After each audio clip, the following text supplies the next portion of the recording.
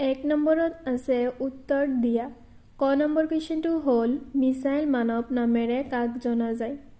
উত্তৰ হ'ব মিছাইল মানৱ নামেৰে এৰনেটিক ইঞ্জিনিয়াৰ আবুল ফকিৰ, জয়নাল আবেদিন, আব্দুল কালাম বা চমুকৈ APJ আব্দুল কালামক জনা যায়। খ নম্বৰ কুৱেশ্যনটো হ'ল সফলতাৰে ভাৰতৰ ভূমিত প্ৰথম উৎক্ষেপণ কৰা কৃত্ৰিম উপগ্ৰহটোৰ নাম কি?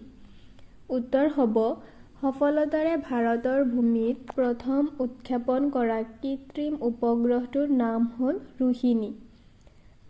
ঘ নম্বৰ কুৱেশ্যনটো হ'ল আব্দুল কালামে হে নিশ্বাস ক'ত ত্যাগ কৰে?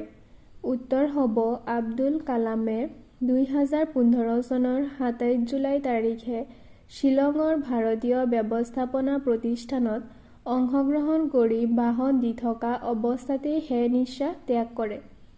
ঘ নম্বৰ কুৱেশ্যনটো হ'ল তেখেতৰ মতে শিশুৰ ভাৱে আদৰ্শ নায়ক কোন কোন?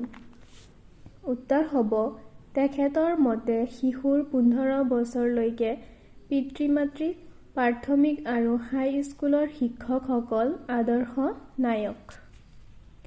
2 নম্বৰত আছে উত্তৰ লিখা। ক নম্বৰ কুৱেশ্যনটো হ'ল সপোন দেখা, সপোন দেখা, সপোনেই চিন্তালৈ পৰিৱৰ্তন হ'ব আৰু চিন্তাৰ ফলশ্ৰুতিয়েই হ'ল কাম। এই কথাষাৰ কোনে কাক কৈছিল? উত্তৰ হ'ব উক্ত কথাষাৰ ডক্টৰ APJ আব্দুল কালামে ভৱিষ্যতৰ সোণালী কিৰণ অকনিহঁতক কৈছিল। খ নম্বৰ কুৱেশ্যনটো হ'ল তেখেত কি কি বিষয়ৰ অনুৰাগী আছিল? উত্তৰ হ'ব তেখেত বিজ্ঞান আৰু প্ৰযুক্তিবিদ্যাৰ উপৰি সংগীত আৰু সাহিত্যৰ অনুৰাগী আছিল। গ নম্বৰ কুৱেশ্যনটো হ'ল আব্দুল কালামক স্কুলীয়া জীৱনত কি ৰহস্যই প্ৰভাৱান্বিত কৰিছিল?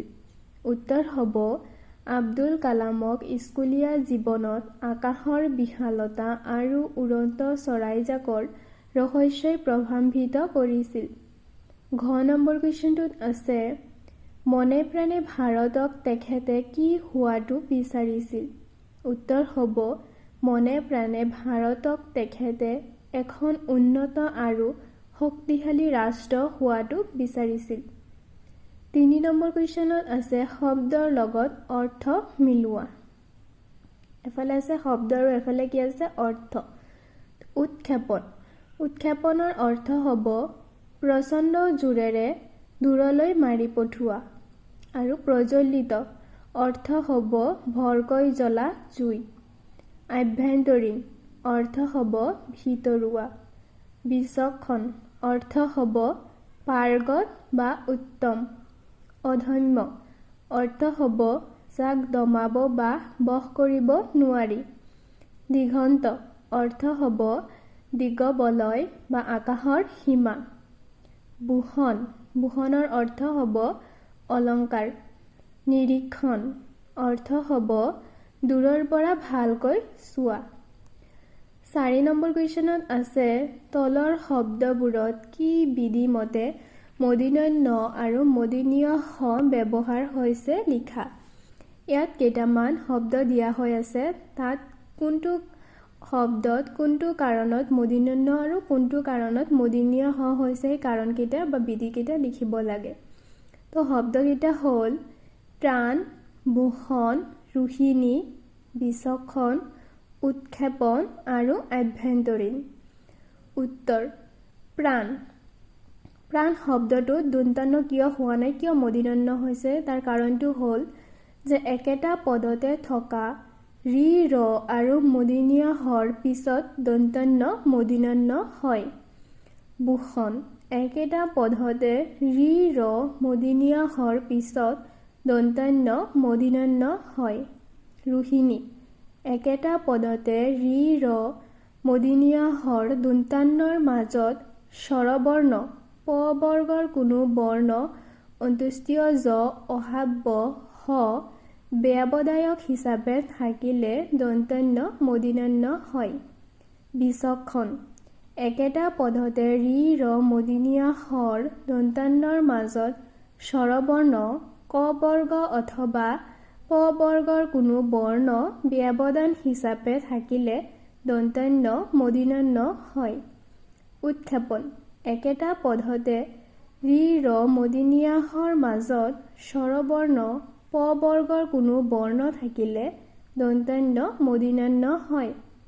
আভ্যন্তৰীণ একেটা পদতে ৰি ৰ মূৰ্ধন্য হৰ মাজত স্বৰবৰ্ণ থাকিলে দন্তান্য মূৰ্ধন্য হয়। 5 নম্বৰ কুৱেশ্যনত আছে যে নট্যবিধিৰ নিয়ম খটুৱাই তলৰ শব্দবোৰৰ খালী ঠাই মূৰ্ধন্য আৰু দন্তান্যৰে পূৰণ কৰা। ইয়াত কেইটামান বিধি যে ৰি ৰ অথনি যে 4 নম্বৰ কুৱেশ্যনত যে পাই আহিছা ঠিক তেনেকুৱা আৰু কেইটামান বিধি আছে সেইকেইটাৰ ওপৰতে মানে নিৰ্ভৰ কৰি ইয়াত কোনটো শব্দৰ লগত দন্তান্য হ'ব আৰু কোনটোৰ লগত মূৰ্ধন্য হ'ব সেইটো মানে লিখিব লাগে। ৰৰ লগত কি হ'ব মূৰ্ধন্য, ৰণ ধৰ লগত কি হ'ব দন্তান্য ধন। ত্ৰিকাৰ ত্ৰি ইয়াত কি হ'ব যিহেতু ৰি ৰ হৰ পিছত থকা দন্তান্য মূৰ্ধন্য হয় তেনেহ'লে ইয়াত কি হ'ব মূৰ্ধন্য। তৃণ বৰ্জৰ লগত কি হ'ব দন্তান্য বৰ্জন। শ্ৰভৰ লগত কি হ'ব মূৰ্ধন্য শ্ৰভন। ঠিক তেনেকৈ কৃপৰ লগত মূৰ্ধন্য হ'ব কৃপন।